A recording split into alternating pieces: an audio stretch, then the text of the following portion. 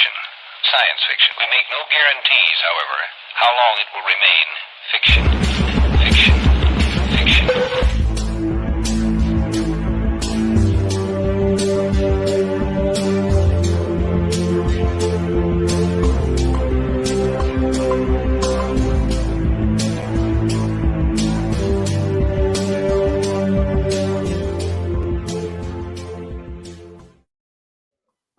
Happy Mercurial Monday, Cognonauts. It's ExoFathom, the show where we chat about all things dissociative and out there to get through the pandemic and other days.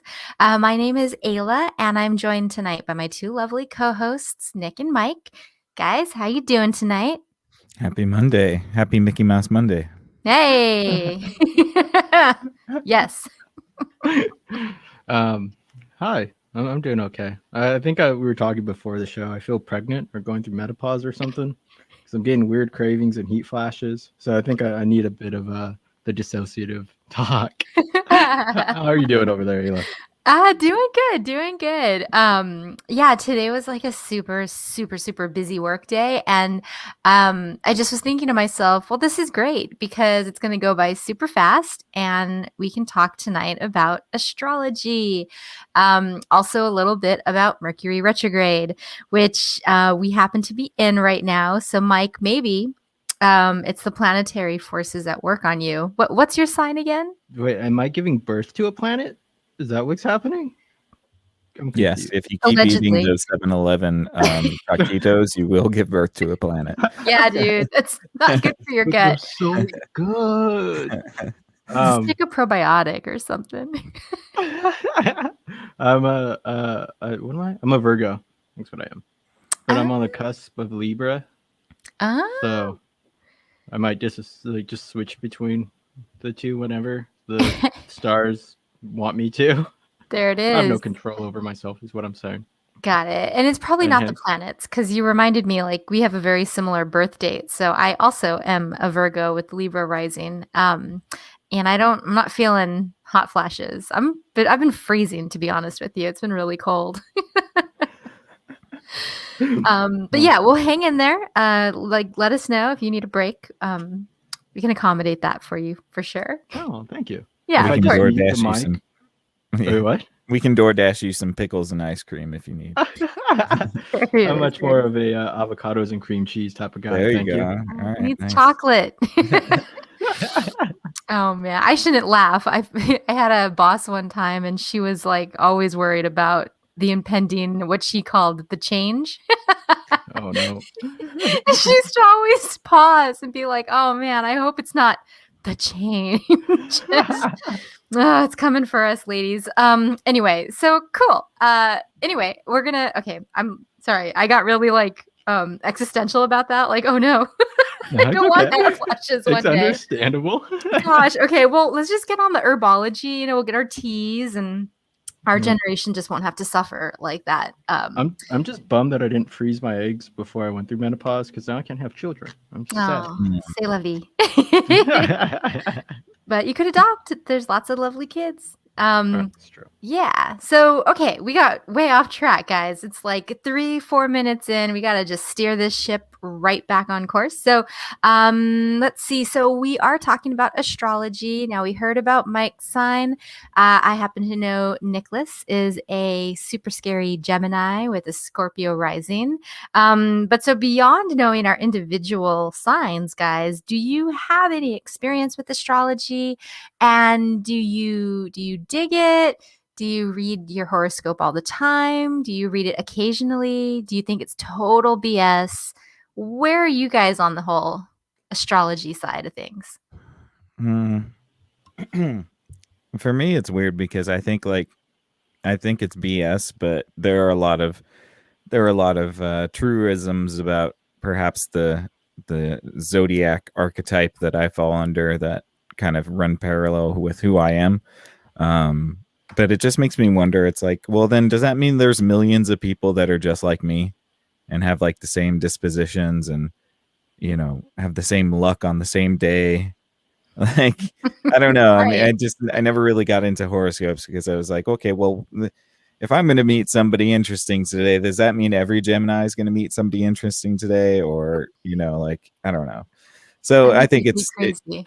yeah, I think there's something about, I think there's something in correlation with the time you were born and perhaps trends in psychological profiles or personality profiles. I think there's something Mhm. there. I just don't know exactly what it is. Yeah, kind of like birth order or something like that. Like if you're the oldest versus the Or even middle versus the youngest. seasonality, or even just the time you were born, like the season you were born, the daytime, whether it was daytime or nighttime. Like, I think that those things might have some effect on you. I dig it. How about you, Mike? I thought Nick was gonna go into like the real Slim Shady rap. Like, I wonder if there's a million people that look like me, talk like me. Yeah.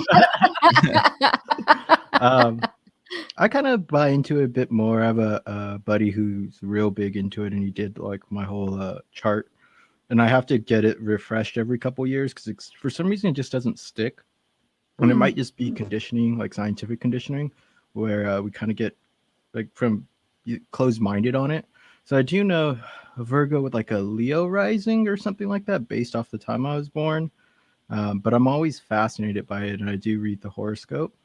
And I can see where there's like similarities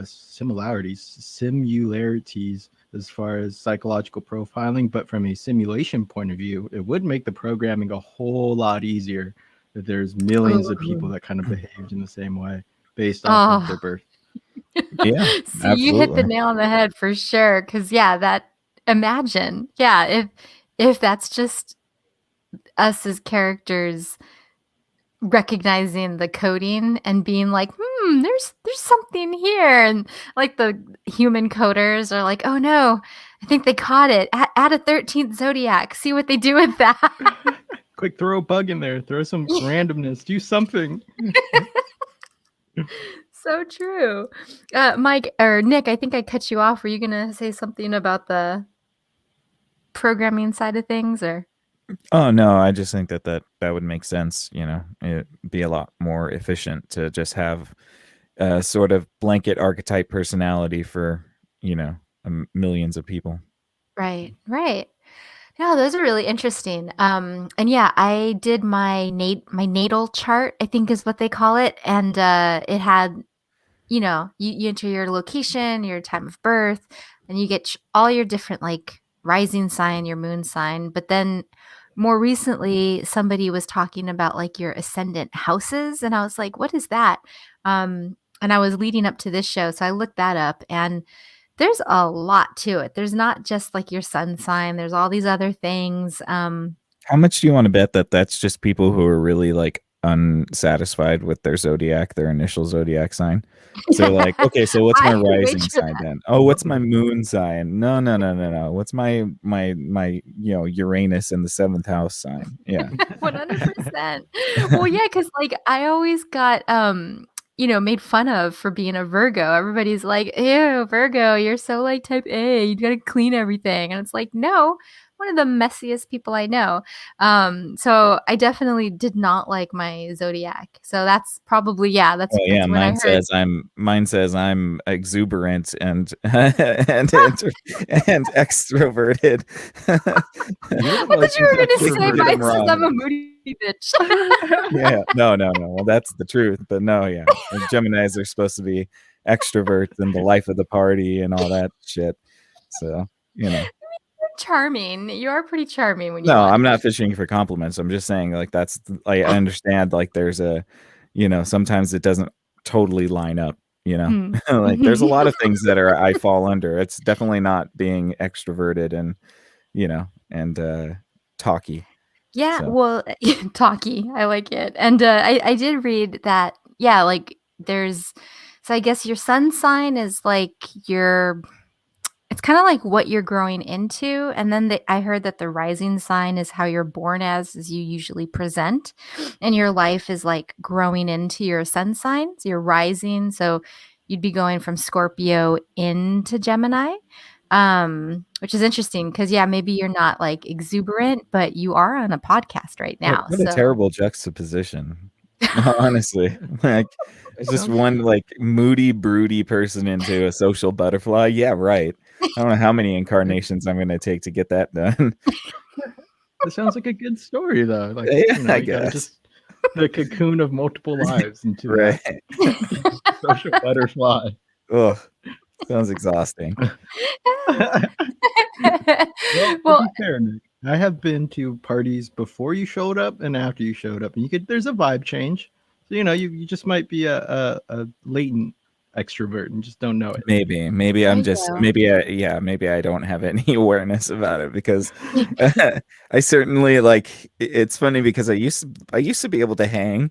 I used to be able to do stuff, but now it's like I want to be in bed by like 10:30 and I don't want to be out and like unless it's a group of people that I know, like if we're all hanging out together as like friends, then like I feel much more comfortable. I'm in my element. But if it's a party like I only know like two people at, I'm gonna leave within an hour for sure. It's just I'm not sticking around for that. I don't want to meet new people. I don't want to talk to people about like the thing. Oh, what do you do? Oh yeah, oh that's so cool. What do you do? And then I'm gonna forget your name in 45 minutes. Dude, So the best thing to say is just to be like, I'm an accountant, and then nobody asks you anything after there that. you go. Yeah, exactly. I'm gonna use that next time. Oh man, no, I love it. I love it. And well, yeah, so I mean, this is all great stuff. And I love how much we're aware. I mean, I don't know that I could ask any of my friends, like, hey, even now at this point, what's your moon sign? And they wouldn't know. I mean, like most people kind of have a sense, which is interesting to me because it is a little bit of woo woo. And so I wanted to start today's talk by just looking at some of the history. So I'm just going to kind of like start and stop, but where I got actually, before I get into it, so the National Science Foundation, they did a survey, and apparently half of all Americans today, or maybe like last year, they said that when it comes to astrology, they consider it, when it's the study of celestial bodies' purported influence on human behavior and worldly events, they're saying that it's either very scientific or sort of scientific. And, I titled this cringeworthy fun fact because, while I'm on board with people knowing about it, like it's interesting and it is good conversation. Scientific, sort of scientific, half of all Americans. Now, let's set this aside from like the study of actual constellations and our universe and things like that. Um, Yeah, and I it's do not think astrology or not astronomy. Sorry. Yeah, there it is. There it is. And, in past episodes, I've mentioned that exorcisms are also having a comeback. And then in another country last year, a woman was actually tried for being a witch and for putting like a curse on her neighbor or something like that. So just thinking about that and this like renewed interest in astrology as being scientific, if you had to take a guess at what's driving this descent into belief in the supernatural, as it were, what would you guys say it is? The world needs Jesus. I say that kind of tongue in cheek, but in a certain sense, I do kind of mean it in the same way as well, because this is what happens in the vacuum of belief, right? How do I fix my life, Nick? You need Jesus. You just need it, You yeah. just need Sorry. to get on board with Jesus. That's right. Jesus didn't care about his sign. No, I think that there's a little bit of that, like the hole that God left in people sometimes, and that's kind of my bigger statement about that, because I think that some people are looking for that. They still have the religious energy, that Mhm. doesn't leave a person just because you may not believe in a particular God. So you're gonna direct that energy to something, whether it's science, whether it's astrology, whether it's, I don't know, yoga, who knows. There's lots of Yeah. ways for that energy to be expelled, but it still needs to be. And like I think too, I think you're right. Like people definitely need faith, and to put faith in science is like a categorization of it, so that you do need that supernatural element. Plus, it just makes life funner, right? Hmm. It just adds a little bit of that color, adds a little bit of spice. Obviously, science is good, and we shouldn't like go to the dark ages and start killing scientists and whatnot. But there should be a healthy balance between the two, so that you can at least be like, oh, look, I don't know all the inner, like, I don't know all the working mechanics of some complex system, but I can just say that there's this cool little faith thing. And then if you want to explore it more, then from a rational point of view, or not rational, from a logical point of view, I guess you could dive into it. But that faith component is so important to keep, because when times get hard, I mean, it really doesn't matter if you can drive the, solve the an equilibrium equation in chemistry or something if you don't have Right. enough money to buy the chemicals. So Right. you're left with that faith. Mm. Hmm. Definitely. Yeah, I mean, I think well said. I think that's What do you think? interesting. Nick said the vacuum that God left, because yeah, we're fans of philosophy, and yeah, with the whole idea that like when Nietzsche was saying like God is dead, like when you take that as symbolic, and you even think about now how we're so much more connected than we were in the past, like you can see how much awful stuff is in the world, and you can ask yourself like, well, why is that happening? And I think like that gets into the question of faith. And of course there's spirituality. There's also like, some religions have talking as a part of what they do. And so we're seeing like therapists coming in to fill that role of offering some kind of connection and counsel. Um, but yeah, I do feel like there is a lot of searching that's still happening right now. And it's interesting that it seems to be more urgent. And I don't know if that's just a sign of the times or if that's just like a buildup or a combination of two, or just us hearing about it more. Mm. A buildup of what more esoteric spirituality. Well, like, let's say I was a church going person and then I fell out of the church. I feel like there's a big gap between going to church on Sunday again or e-church, and then like hiring a priest to come do an exorcism. Like that's a big leap, and I'm just curious. Like we're seeing more big leaps. I'm just curious about the why. Well, I mean, everybody's gone through a crazy year, so I don't really put past anybody to. I mean, we do weird things when we're limited, and then kind of restructured our lives completely. Mhm. Um, and yeah, so I think it definitely, some people might fall back on, the more religious, or maybe they'll, push against it even more. Just depends on how what your up, Constitution is like. yeah, well, and what your upbringing with it was too, Mhm. and how you feel about it. Like I'm never one to criticize anybody who criticizes religion. I just don't necessarily appreciate the snarkiness in which it's done.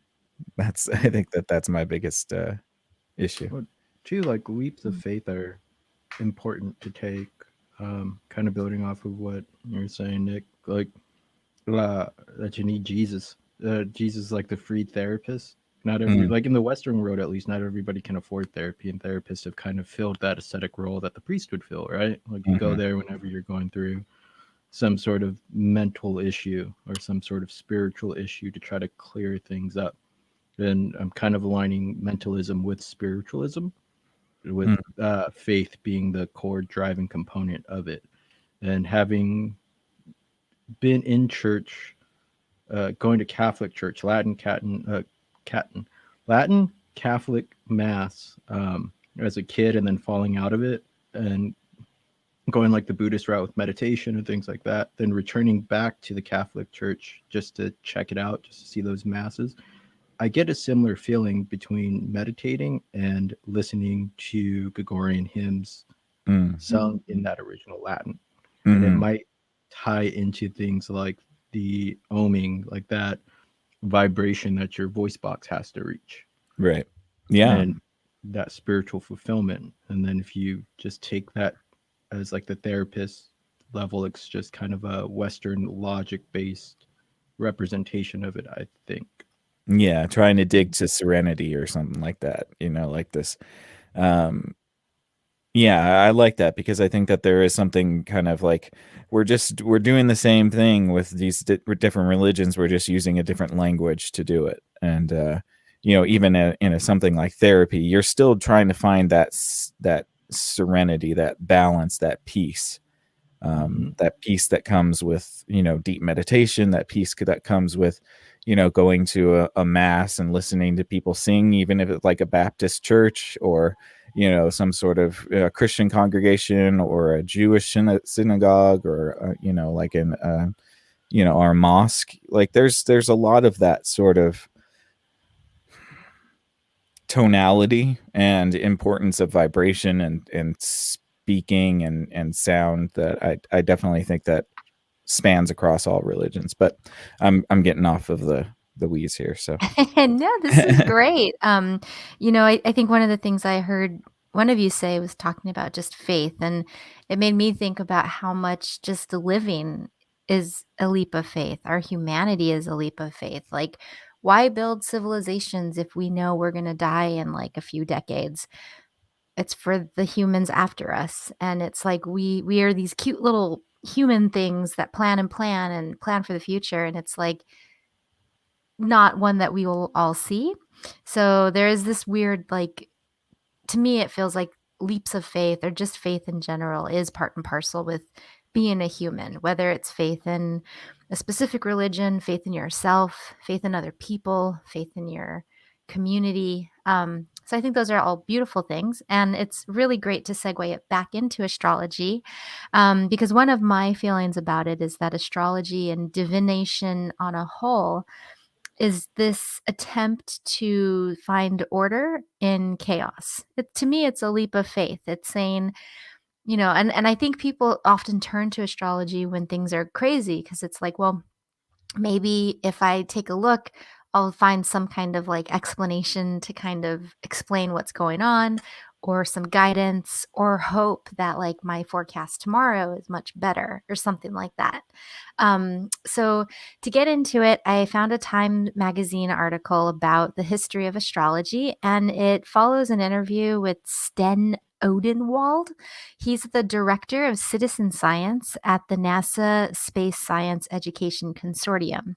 And yes, I looked up citizen science at NASA, and they have a really not great website. I could have gone to an older one, but it's kind of interesting that they even have a section called citizen science. So one of the things he said is that we don't really know who first came up with the idea for looking at things in nature and divining influences on humans. There's some indication that cave art shows this idea that animals and things can be imbued with some kind of spirit form that then has influence on us. And if we make that spirit form happy, then we'll have a successful hunt, something like that. And that was taken over by the idea of divination, when you can actually look at things in nature and study them carefully, like tea leaf reading. And then even in ancient China, noblemen looked at eclipses or sunspots as portents of good or bad times for their emperor, though it's thought that those signs had less application to the lives of other individuals. And Odenwald was quick to point out that in societies where people in the lower classes had less control over their lives, divination could seem pointless. And with that, I just want to pause because I wanted to call out this mention to animals in spirit form and go back to our talk about divination, as well as this idea that those in lower classes might find divination pointless. Like, that's a hard thing to think about. But then when I do think about it, I'm like, yeah, there is a sort of class-based fatalism that we see even today.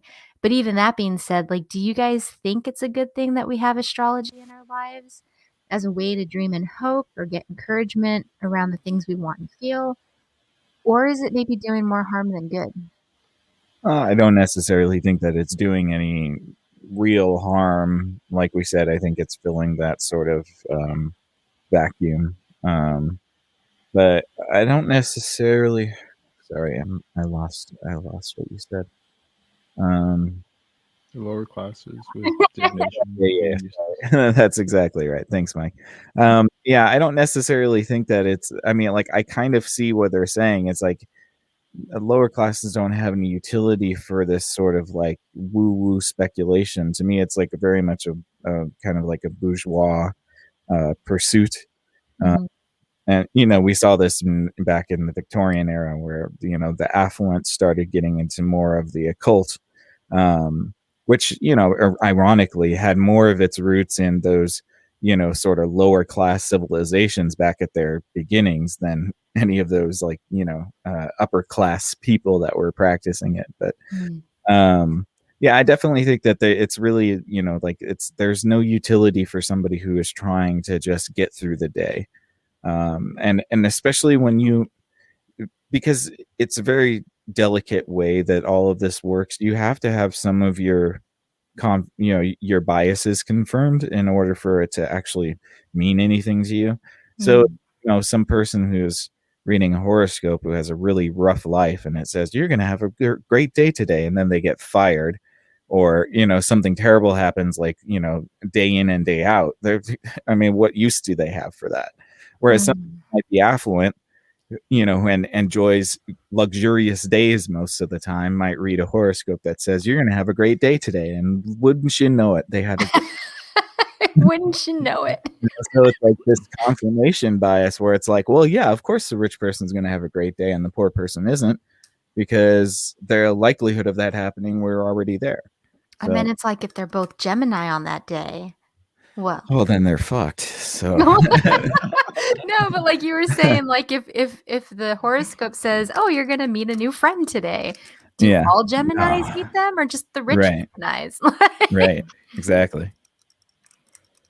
I kind of see it as a like comfort food. Like I can see where the lower class doesn't won't use it or can curse it, because as you were saying, like confirmation bias definitely helps. But you look at something like the Jewish people and how they've been persecuted for 5,000 years or whatever the stories are, but they are the chosen people, right?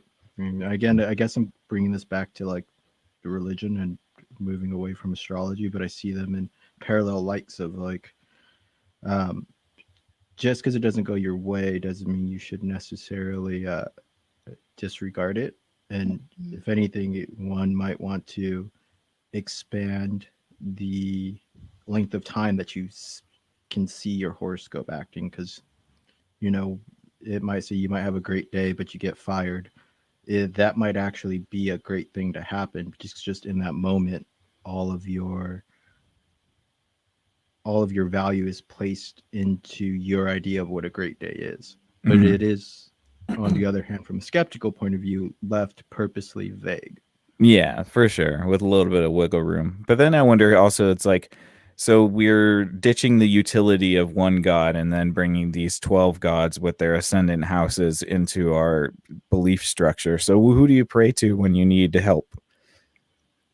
Do you pray to you pray to all the zodiacs? Look, man, when to get real quick, when my Theo, my uncle, was in the hospital, he's on death's door. We brought in a priest, we brought in everybody from every faith pretty much, because we were just trying to get him through heaven's door at least somewhere. Right. Just get him. Wish somebody would do that for me on my deathbed. That's a great idea. So when you bring in stuff like astrology, if you don't have a a firm structured religion or whatever, or if you're an apostate, this might be useful just to keep that comfort around, knowing that the spirit can at least have a house to go to, so then you don't end up like a jack-o'-lantern just wandering the earth after you've passed. Yeah, no, I get that. I definitely understand the necessity to have some sort of destination after life. I'm just also kind of like, I don't know. I think that my issue only with the zodiac sort of thing and not anything else is just that there is no personality behind it. There is no entity that kind of that you can look to. So it's weird because it kind of like. It makes it abstract again. It makes God abstract again, but then it also like it also polytheizes God again, where it's like we spent the last 5,000 years trying to bring God to one idea from a whole bunch of different deities. Now we're like, all right, let's split it back apart and make it more abstract again. Yeah, Hey, it no is a God really should have all that power. It's too much power. Yeah, for one maybe person. true. it was the God But it is monopoly. a god no. I dig it. But I think it's really interesting that you talk about how there's no overarching hierarchy that like entombs the zodiac. It's like its own thing. Mhm. Yeah. And working Yeah. up this whole show, that thought didn't come up to me at all. So I'm like, huh, that is a good one. Folks at home, if you want to comment on that particular question, I would love to hear more about it. And maybe this will help kind of get to that too. So just working our way through the history of astrology. Great comments about that last section. And the only thing I would add is the idea of choices. Because like I remember when I got to college, I had to choose a major and I had to pick my own classes. And I mean, my gosh, I grew up in public school. I was in a magnet program, but it was for performing arts. So being in like college proper and having to be like super serious about things, it was a shift. And I was so used to being told what to do. Having this plethora of choices was almost like paralyzing for me. I had the hardest time choosing something. I didn't even know what half of the majors were, and there wasn't like an easy way to figure it out except to just like start talking to people. And I was like, this is going to take forever to figure out like what to focus on. And so I bring that up because I think it's interesting when you do look back and say, oh, only the higher class people need the astrology. What they're really talking about is it's those people who have choices and the ability to shape their destinations, their stars or whatnot, would need some sort of guidance in making those choices. And I think that's kind of an important distinction too, is that it's like a method for informing yourself as you navigate stuff in a seemingly free will situation. So yeah. Mhm. Yeah. And so that I would add that 2 bits in there. And then looking back at the history too, the Sumerians and the Babylonians. So we had our cave paintings. Now we're looking at ancient Sumeria around the middle of the second millennium BC. It appears that they had a whole bunch of divination practices, including their idea that watching planets and stars are a good way to keep track of where gods were in the sky.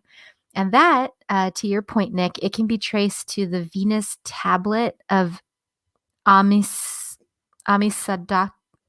um, Duka? I can't say that. It's Amisaduqa. That sounds like it could be a good exobit. And this tablet, which is dated to the first millennium BC and tracks the motion of Venus, is one of the earliest pieces of what's been called Babylonian planetary omens. Now, Nick, wasn't Venus the planet that converged with the North Star or something like that, giving us the real Christmas star back in the day? No, it was Jupiter and Saturn, or convergence of Jupiter and Saturn. Yeah. But it could be Okay. I believe that you can have a Christmas star with a convergence of any 2 planets. So Oh, really? I think so. Yeah. Oh, I'll take it.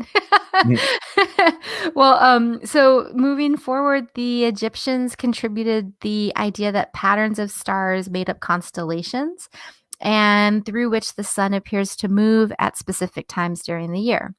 And it's thought that all these ideas really came together with Alexander the Great conquering Egypt and so many other areas, that there was a real big exchange of ideas.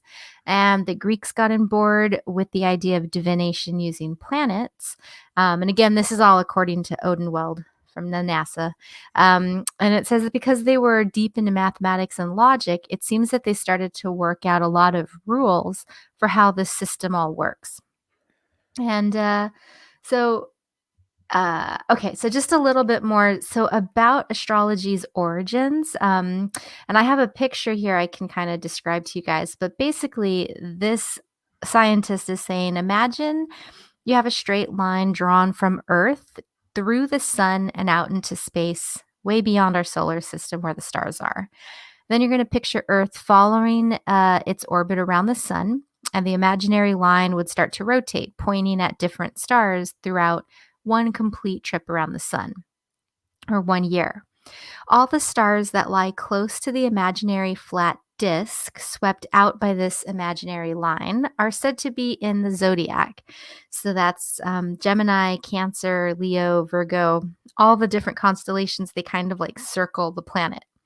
And that, yeah. And so that's kind of the idea of where the inspiration came from, is that you're at this one point observing these constellations at specific times, and then you start ascribing to them characteristics, you name them, and then it just kind of goes from there. So I thought that was kind of neat, because technically I didn't know that's kind of how astrology was worked out. Did you guys know that? No, I didn't understand. I don't know. I didn't know that that was the method. No, and I still don't even really kind of understand. So it's like you stand in one part of the sky all year and map it. How are you mapping it? How are you like? I don't really get. It boggles my mind how ancient peoples were just like, oh yeah, we can read the sky pretty easily. Now maybe it's because we have no access to the sky, fettered in our modern world, but it still baffles me how they knew that, oh, this constellation will come back in 6 months time when the Earth tilts back on its axis, Mhm. yeah, the intricacy of it all is very strange. Yeah, no, for sure. I actually had some similar questions because I was writing that knowledge of this is kind of making me more skeptical about it, because we're supposed to assume that this is some observed science thing. But like, yeah, like if you're in ancient Egypt or if you're in Greece or something, like you only have that hemispheric position to observe things. And I actually looked Yeah. it up, like, can you see all of these constellations at one point? Apparently you can, but that's like from sunrise low, like you'd have to have like a super flat sea level vantage point to observe all of this stuff. So you're Which right, I like, guess they would in places like Greece. But yeah, no, maybe there's, I would say that likely the zodiac is some sort of mathematical system instead of just a, religious system. You're getting close to ideas of spherical trigonometry.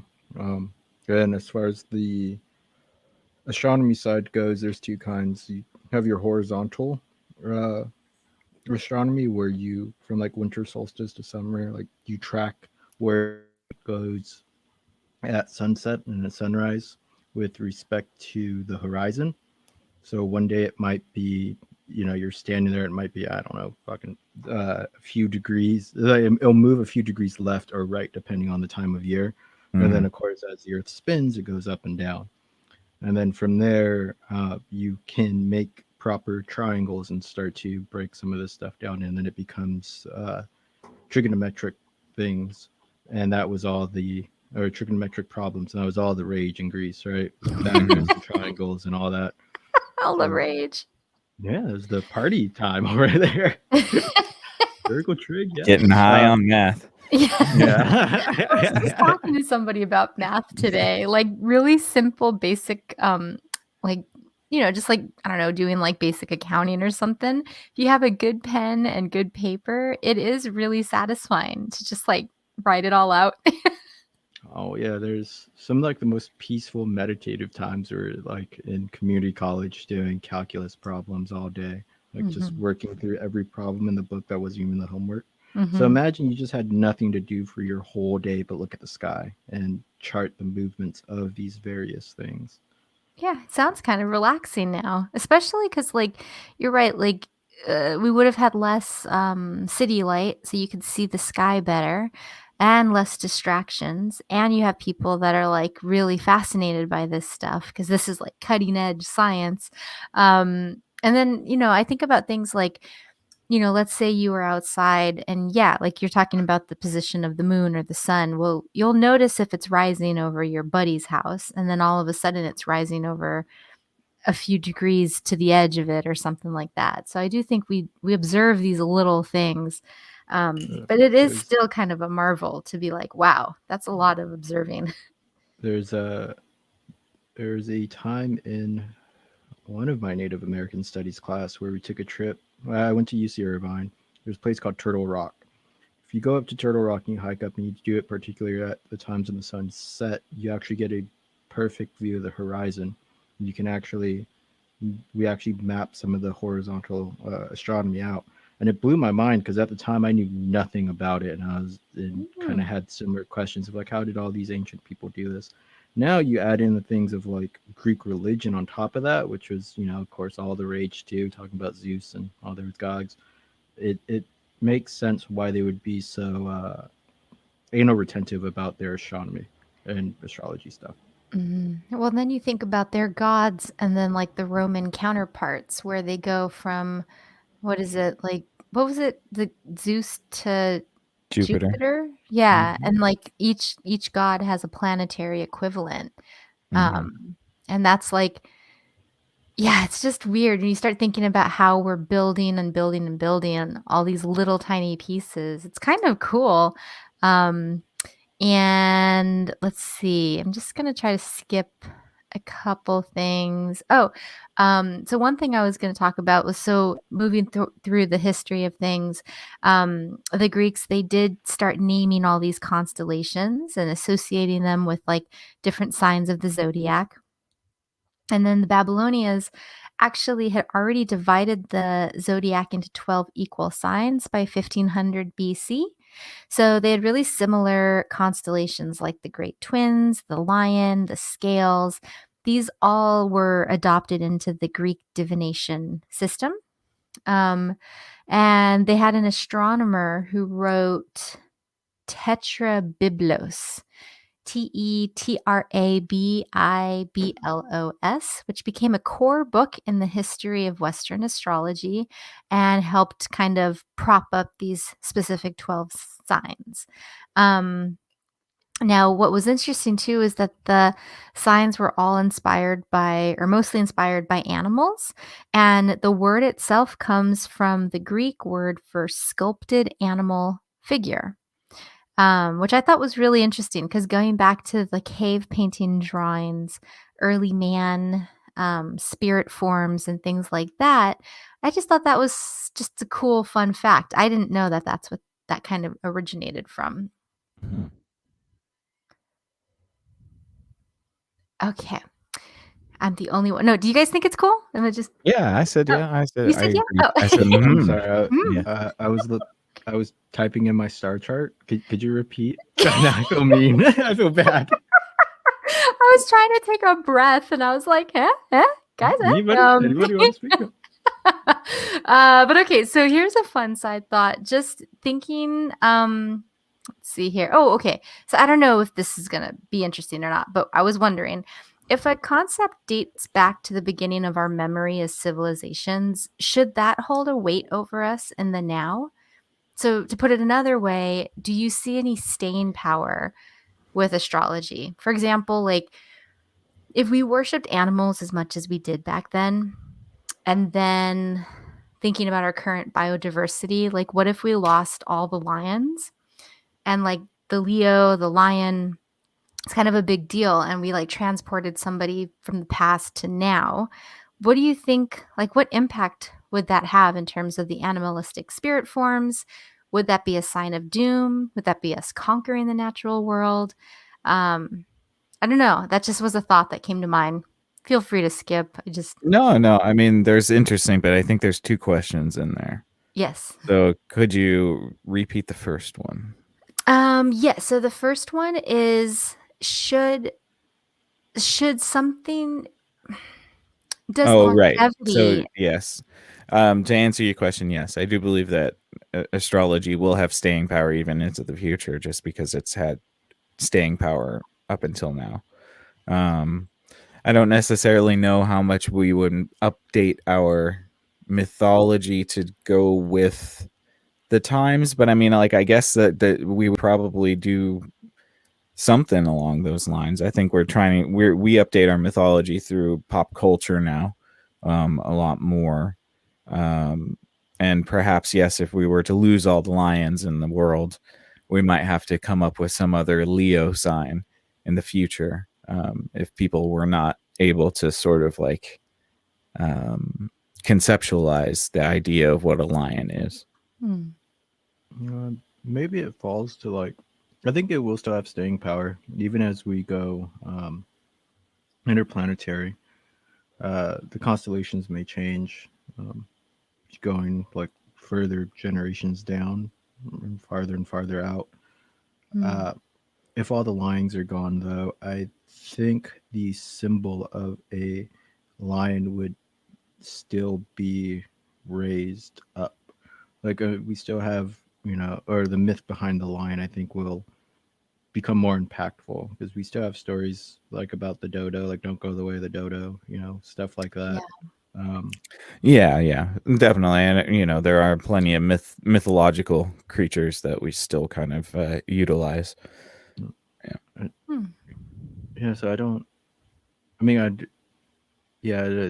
obviously don't want all the lions to be dead. That'd be sad. So you mean to tell me that if I travel to another star system, I can be a different zodiac sign? You can make your whole zodiac system. I'm doing it. Call it you could change the name for astrology to Nick Astrology. Yeah, there you go. There it is. You could be like an amoeba in the 12th house, or Or the white blood cell. so true. All of the horoscopes will just say Nick is going to have a great day. And that's it. Hell yeah. Well, so I guess the next question is, what if what we know today is wrong? So back at the time of the Greeks, the first day of spring started when the sun appeared in the constellation Aries. And then everything was marked from that time forward around the circuit of the year. So moving to now, the Earth has moved on its axis since then, a process known as precession. So now the dates that are used to mark the signs don't really correspond to the background constellations that gave them their sign names. Yeah. And in fact, the chronology has really shifted one sign to the west. So that means zodiac sign dates based on the mathematical division of the year basically correspond today to the presence of the sun and the constellations of the signs that came before them. Yeah, and we're going into the age of Aquarius. I think we just came into it last week.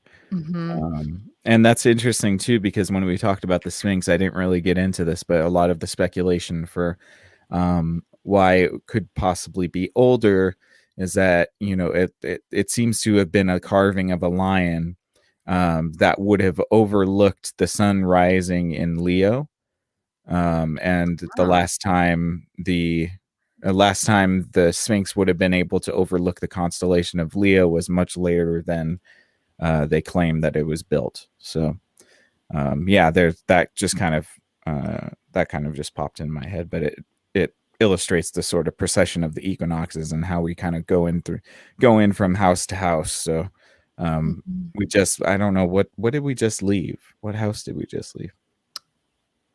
Not Aquarius, Pisces, I think. So that was the introduction of Jesus, right? So Pisces was the age, right? Because he's the fish.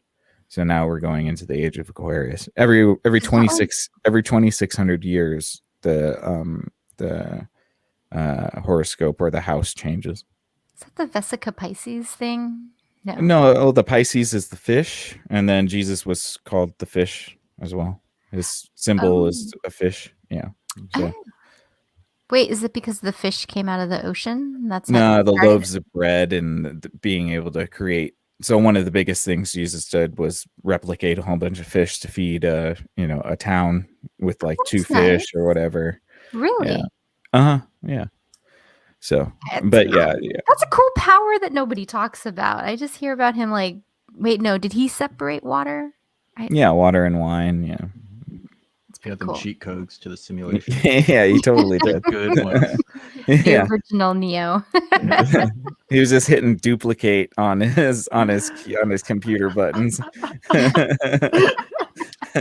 Well, so like, and it's funny because so that like all that stuff is really cool about how they started with astrology and it was all consistent.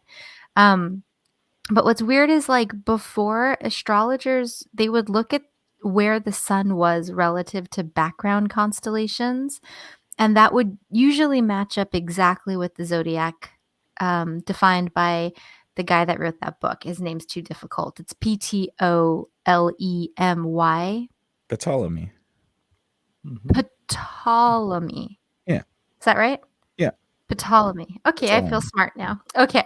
But nowadays, astrologers do their calculations and forecasting based on where the planets and the sun are relative to the 12 signs. So those are fixed.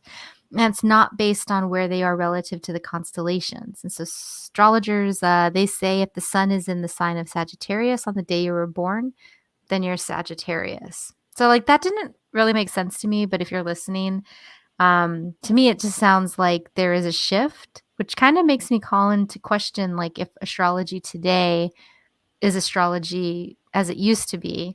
No.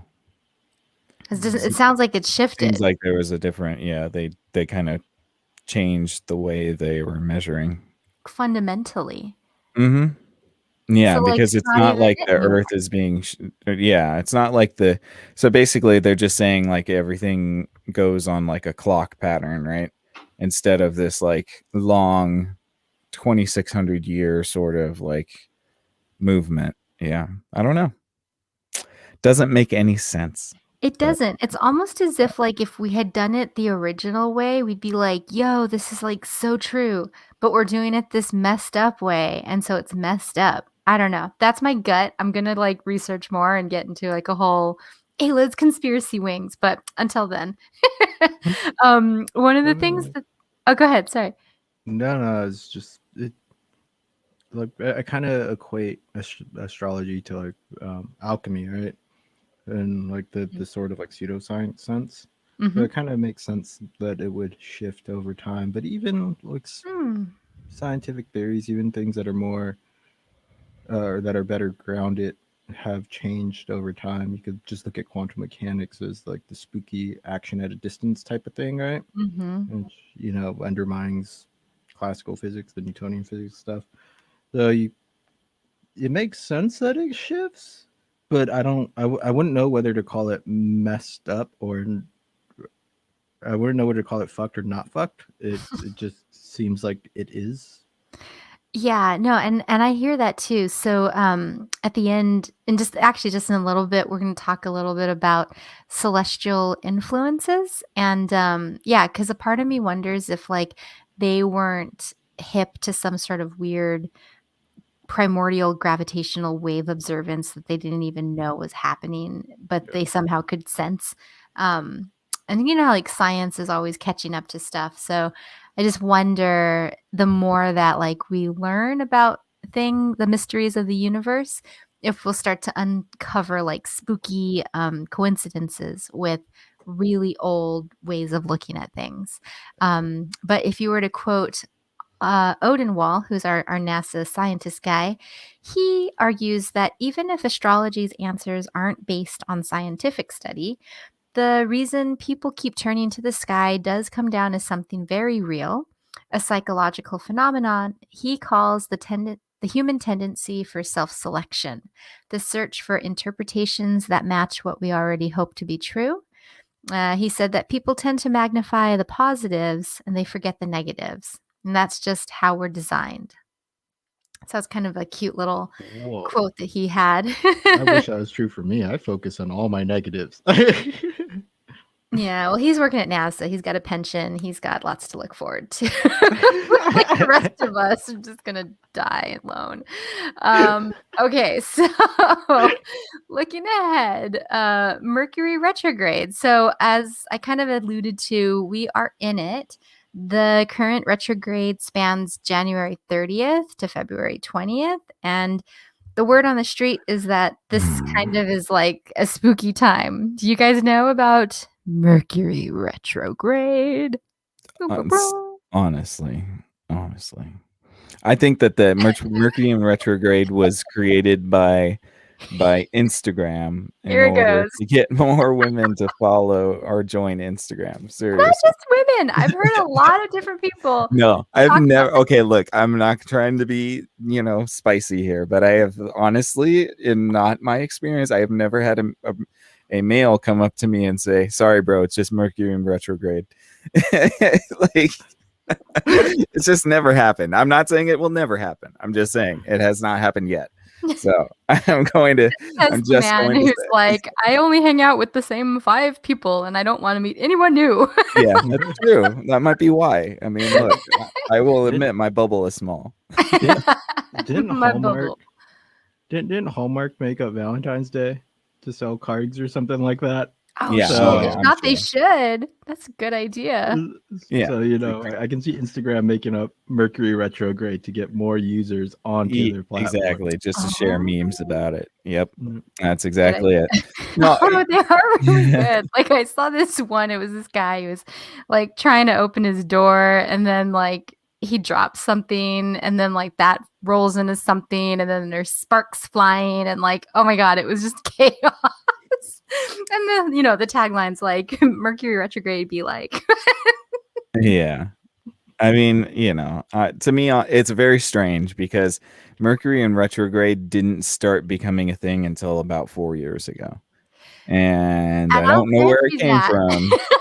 It Huh? did just kind of pop up, It didn't it? popped up out of nowhere. I don't know where it came from, but now it's the answer to everybody's issues. So, and it's convenient that it pops up literally like 5 times a year, and it lasts 4 months each year, which I don't know how is possible because that's 20 months, and we only have 12 months in a year. But I was just like, is apparently- Nick out here like charting the Mercury I am. retrograde meme as it goes across the stars? Yeah, It's like this some bullshit. it is literally with us for 20 months out of the year. It's like Homer Simpson when he's like this lousy smarch weather. hmm Oh, silly. Well, apparently retrograde motion is not new to astrology or astronomy. In fact, it's one of the earliest mysteries that confounded ancient stargazers. Yet public interest in the subject is experiencing a relative boom. According to a Google search query report, is Mercury in retrograde has seen considerable viral growth since 2009. Mm. It's a little longer than 4 years ago, but yeah, it's still Press pretty next to recent. doubt. No, I hadn't heard of it until about 2016, 15.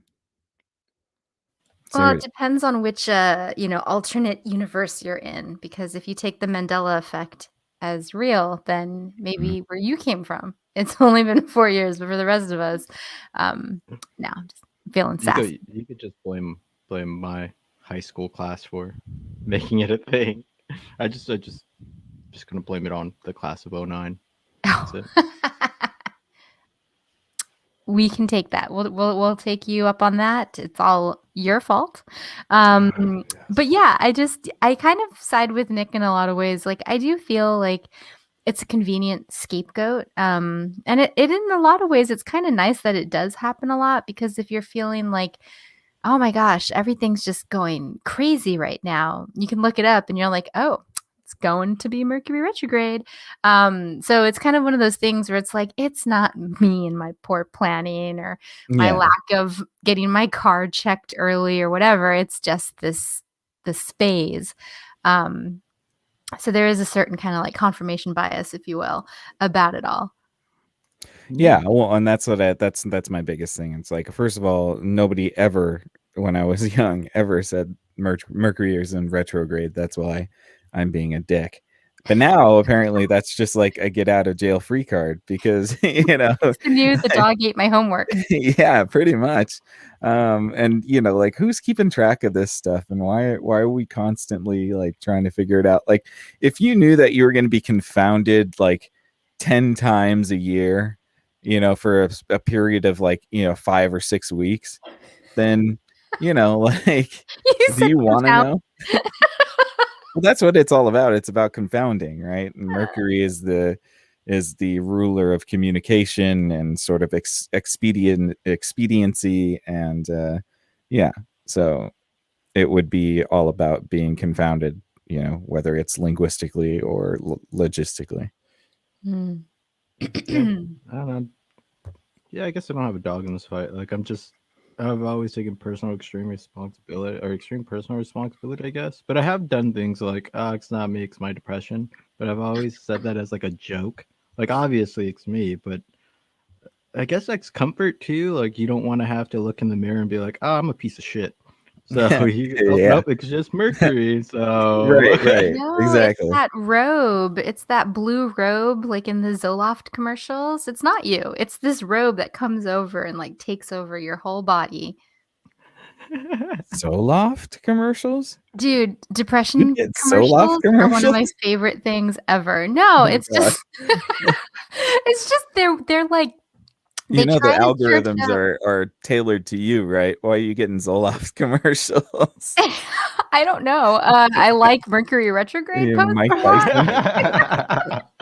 No. I only see them like if I'm like watching something on Hulu or something like Yeah, they that. do have a lot of pharmaceutical commercials on A Hulu. lot of them. And I always find the depression ones really funny because like it's so insistent that it's just a chemical imbalance. Like, no, Yeah, it's always there's like this no other chick. reason. It's always this chick with like a cartoon storm cloud that's following her through her day. And you know, like her kids are like, "Mom, come play with us." And she's like, she just sits there silently, and it's like depression affects 90% of Americans. Like, everybody is depressed. yeah. You take this pill and the Now little with this cloud goes pill, you can away. play with your kids again. Yeah, it's like, okay, but now you have like, anal bleeding and your Yes, problems you are might. still your problems You're probably and you gonna have a high die. Yeah. premium now because nobody wants to pay your bills now. Like, I think it's my favorite. Is just like the when the side effects are worse than the thing that it's fixing. It's like I would rather just feel like shit and be non-social all day than get that whole list of like SSRI side effects. Yeah, it oh used my to be God, a I know. bit. It used to be a comedy bit that like the side effects include death. Like now that's real. That I've literally heard commercials that have said side effects can include blah blah blah blah blah and even death. Like Yeah, that's a side effect. Frightening. that's shitty engineering right there. That's what that is. That's a side effect of life, not your prescription. What the hell? Oh, frightening stuff, people. Frightening stuff. So yeah, maybe it's like, yeah, you can, yeah. I could just see astrology working back into the conversation. Like, okay, well, side effects are as they are, but I have a horoscope for tomorrow, so it's gonna be okay. Are you a Scorpio rising? Now with Quantopro, you can feel like a Leo rising. Dude, that's actually a really good like is there no Leo Pharmaceuticals in for your the chart? Zodiac. Yes. Copyright next to Fathom 2021. Yes, Oh my exactly. gosh. Yeah. They're gonna see Every something like music. that pop up at like House of Intuition or something like that. They're gonna have a whole section. Balance out your zodiac. I wonder if you Yeah, can call them sinusuticals. Sinusical. yeah. I love it. 10 out of 10.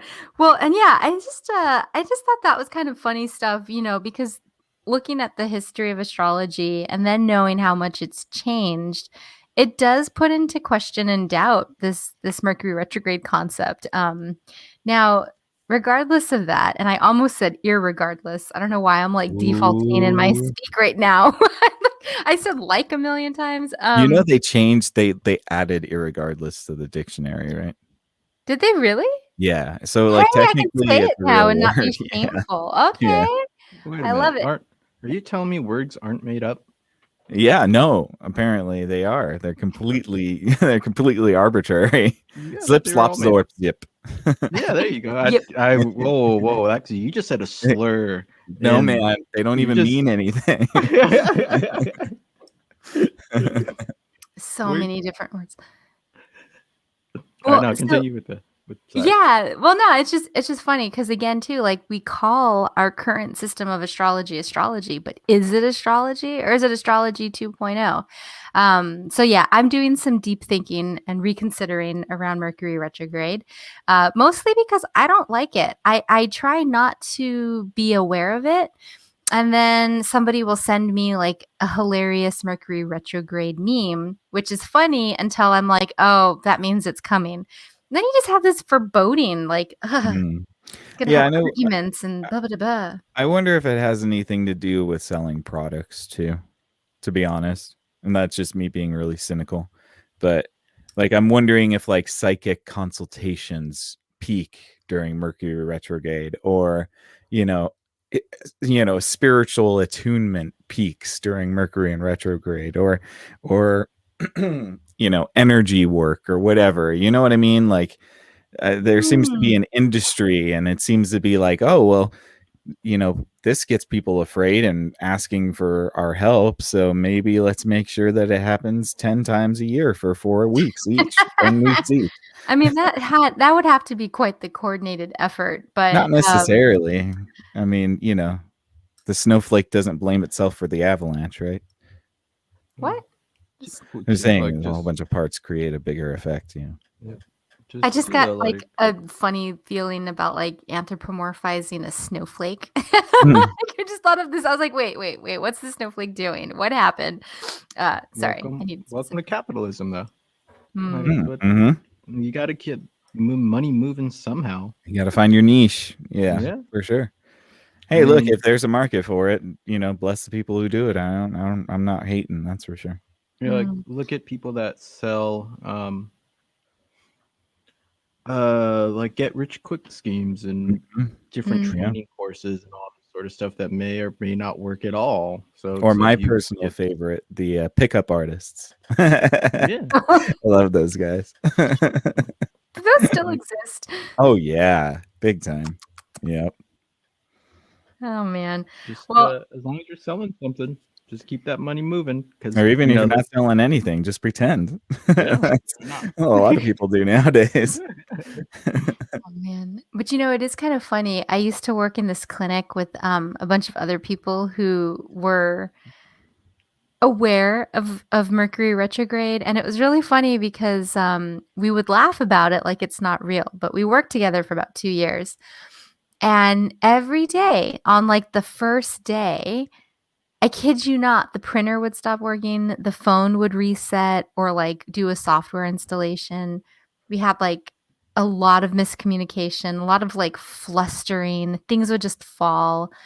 And it was weird because we would laugh like that's not real. And then freaking 2 months later, legit to the day. And only because we were in like a high volume setting where we were meeting a lot of different people who would come in being like, ah! Like, Maybe one of your coworkers was an agent for big retrograde. that's it. The retrograde industrial complex. There it is. Yeah, There just it is, people. they sabotaged on the first day. They sabotaged everything so that way they can, keep the ruse going. Oh my goodness, I love it. I absolutely love it. Well, we have just a few more minutes here, but what I wanted to play around with was this idea that maybe astrology is fulfilling some sort of sense that we have about something that we don't know yet. So, so like, we have, wait, what? Very specific. Maybe astrology is doing something that we do not understand. Well, let me get to the point. So, the idea is like you have these constellations, there's stars out there somewhere, and they have some sort of influence on our personality or our fates or different modes of existing, like communication or emotions and stuff like that. But what if we zoom out and we just talk about, okay, well, these are celestial bodies having an effect on Earth. And so, like, weird but true, here's one of them. And I didn't know this. Orbits of Jupiter and Venus actually affect Earth's climate, according to a new study. Did y'all know this? No, not that particularly, but I've definitely known that there is markedly effects that that happen within our solar system when different celestial bodies appear or disappear or whatnot. Yeah. Yeah, it's really interesting. So like in this case, the orbits of planets hundreds of millions of miles away can change our weather patterns. Every 405,000 years, gravitational tugs from the planets Jupiter and Venus gradually affect Earth's climate and life forms, according to a study. The pattern had been going on for at least 215 million years, and it actually allows scientists to more precisely date geological events like the spread of dinosaurs. This is a quote from the lead author, Dennis Kent, who's an expert in paleomagnetism at Columbia University's Lamont Doherty Earth Observatory and at Rutgers University. He said scientists can now link changes in the climate, environment, dinosaurs, mammals, and fossils around the world to this 405,000 year cycle in a very precise way. He said the cycle's been happening for millions of years from before the rise of dinosaurs, and is still active today. Mm. Which is crazy to me because, like, you got Venus, that's the planet of love. You've got Jupiter, that's like our god planet for the Romans or whatnot. Then we find out that that's like affecting our climate somehow since the beginning of the beginnings. Like, that's interesting. Yeah. Yeah. The moon does shift our tides, right? So it makes sense if you extrapolate it further. Right. And so, yeah, speaking of the moon, a more recent study, this was this year actually, researchers had hypothesized that sleep would probably be most affected on the night of a full moon because you walk out and you see like this really bright light. And, people think like exposure to light can affect your sleep patterns and things like that. But they did a really broad-based study where they worked with like a tribe that was pretty like untouched by the modern world. And then they interviewed college students and people in cities working, some in more rural areas. And they started to find out that a really beautiful lunar rhythm had emerged with the exact same shape of trajectory and phase as every subject in the panel. So the group that they had studied, it was the Toba Quam subjects, all the way to like American college students. And for some reason, a couple of days before the full moon, you would start to see sleep disturbances. And then once the full moon eased, you would see people resting more comfortably. And they did like filters for light. So you could have like a really dark room or you could have a semi-bright room where the moonlight's coming in, and that didn't have any effect. And they said that they don't really know what's doing it. One of the underlying hypotheses is that it might have something to do with the moon's gravitational pull, but he said that that's a pretty weak force overall. So I just thought that was kind of an interesting kind of lean to what Mike was saying, is that like somehow to be determined the moon is affecting us in our sleep. Yeah. Well, I wonder if there's some sort of sound that's going on. You know what I mean? Like, because I don't know if you guys ever heard, like, there's videos going around on the internet where it's like the sounds of space and like the frequencies of different planets, like, so with certain, tools and instruments, you can pick up the resonant frequencies of all the celestial bodies in our solar system. So I'm wondering if there's something to do with that. Like, Mike had talked about earlier when we said, sound has something to do with all of these religions and, how it kind of all, has that sort of universal umbrella. Perhaps these celestial bodies give off some sort of inaudible frequency that does, in fact, sort of manipulate our emotions and our moods and our outlooks, much like the concept of the binaural beats, right? Being able to kind of subtly pick up on these frequencies, perhaps without our knowledge. Sure. Like, I mean, if everything's waves, right, then those frequencies would be interacting with your brain. And then with the moon, I mean, our brain sits in a thing of liquid that may have something to do with that. I'm just kind of stretching here, but it would make sense that these things can interact with you on that sort of non language level, like just with your Mhm. emotions, because Yeah. you know my version of happiness is much different than anybody's version of happiness. Mhm. Much different, and their version of happiness is much different than somebody else's version of happiness, so on and so forth. So, but it does make sense where like all these waves can interact with each other and do have some sort of an effect on your brain, which is why everyone should just wear aluminum foil hats. That's right. Faraday cage your brain, people. Yeah. Jeez. Don't let the nanobots in.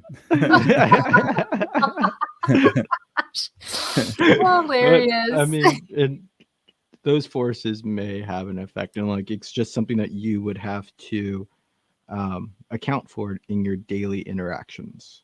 Mm. Right. So, like when Mhm. I'm depressed, I try to account for it, and as I interact with people, and maybe not always say the first thing that comes to my mind or tweak things before they get to a verbal point. Of course, this makes you slower in things like conversation, but it may be worth it to do some sort of internal signal processing.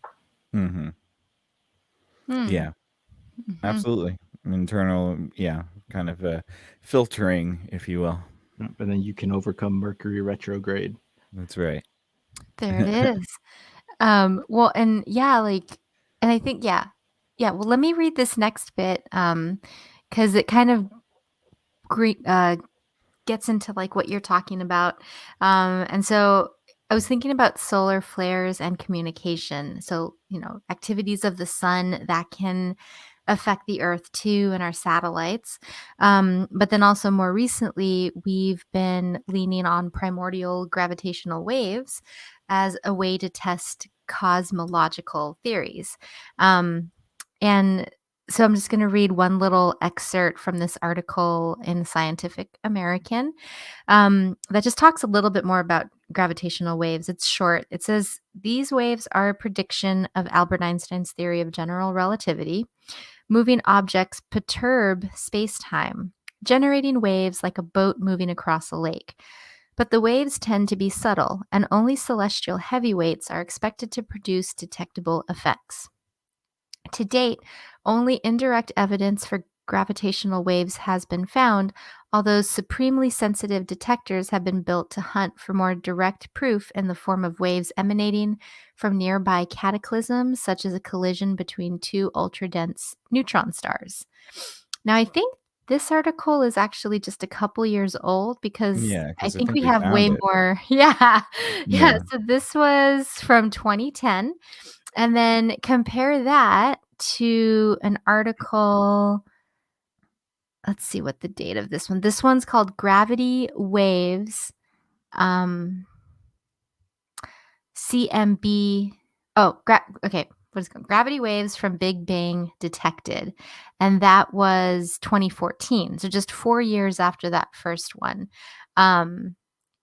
And in this one, they're saying how historically scientists have relied almost exclusively on ultramagnetic EM radiation, that's visible light, X-rays, radio waves, and microwaves, to study the universe. Some are trying to use subatomic particles called neutrinos as well.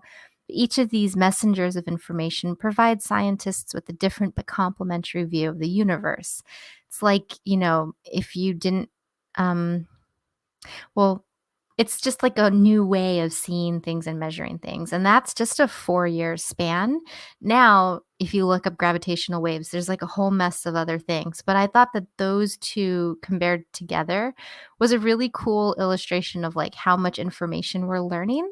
And it gets back to kind of what I was asking at the beginning of this, which is that like, do you think on some level astrology is sensing something that we're starting to detangle more? Like, do you think the more that the research comes out, we'll see more about how these celestial events are influencing us here on Earth.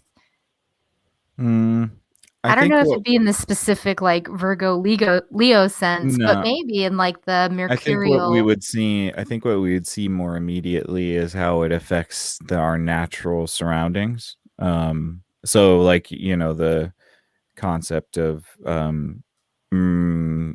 what were the two Mercury and Neptune changing the climate every 40,000 years or something like that. Oh yeah, that was Jupiter and Venus. Jupiter and Venus. All right, yeah.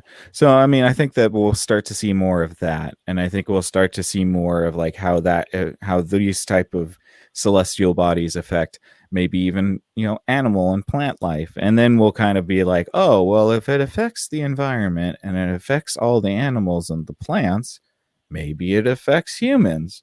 And that's when we'll start to kind of like look at that kind of stuff. But I think we still need to see a little bit more evidence in our external world. Humans are so arrogant. Like we're so much Yeah. better than all the other animals. Or Oh yeah, it yeah, has to affect, or We like all are the other plant animals. life. Yeah, Yeah. it's like oh, it has to affect the plants. That's right. Okay, affects the plants. All right, what about the animals? All right, Yeah, now yeah, let's Flora and fauna. But not What? the shitty animals, like the good animals. It's got to Yeah, affect the good animals. We don't care if it affects the shitty animals. if it affects the shitty animals, like yeah, we just don't talk about that stuff. Yeah. No, so to kind I think I've heard this on a Jordan Peterson podcast or a lecture, because astrology is inherently poetic. The poets tend to get to ideas before the philosophers and before the scientists. Scientists are kind of last. So it does make sense that we may be arriving at this thing that we knew for thousands of years, or that we intuited thousands and thousands of years ago with actual evidence, because we had to build the tools and all like the scientific procedures and language to get there. So yeah, I mean, I can see that. Yeah. Oh, for sure. And I like the idea of bringing up like artists and creative thinkers, because even today we're finding out there's so many different like science fiction books that came up with things that we have now, which is kind of cool. So just yeah. So just thinking about like astrology and kind of all of the like just the history of it all. I'm really excited to just see how it develops and reconciles changes in information. And I'm probably going to rethink my fear of Mercury retrograde and tell myself, well, they have the dates wrong anyway, so it doesn't matter. Just kind of like forget about it. Now, before I add a final thought, did you guys have any other thing to add to anything or? Beware the retrograde industrial complex. Thank That's all I you, got. Nick. Oh, I don't have anything. I was just looking at my star chart. Apparently my Sure. moon sign is Aquarius, my Mercury sign is Virgo, Venus is Leo, Mars is Libra, Jupiter is Virgo. There's a lot of this. Saturn is Aquarius, Uranus is Capricorn, Neptune is Capricorn, Pluto You're is all over the place. Yep. You just astrologically doxed yourself. You know that, right? It's That's okay. Now true. people can reverse engineer your natal chart and find out exactly who you are. Yeah, oh no. Oh, not the retrograde industrial complex. Yeah, they're gonna find you now. My Lilith is a Capricorn, and my what is this, an end node? What is an end node? My end node is I Capricorn. looked that up the other day too. I have no idea. But I did see this hilarious meme where it was like, wait, did I share this last week? It was it's like a phone text and it's a son to his mom and he's like, "Hey mom, what time was I born at?" And then the mom responds and she's just like, "She's a witch." Yeah, Say no. yeah. And so it was like the telltale, like someone's trying to look up your natal chart. It's happening. That's fine. Yeah. Please, if let me know, because I'm trying to understand myself, and it's been really hard these last X amount of years. So if you can just solve the why for me, I'd be so happy. Easy. Yeah, we'll get that. We'll get on that. We'll have a consultation after this, and we'll just consult the stars, knowing We will it's pay much totally. coin. Huh? We will pay much coin. Oh, totally.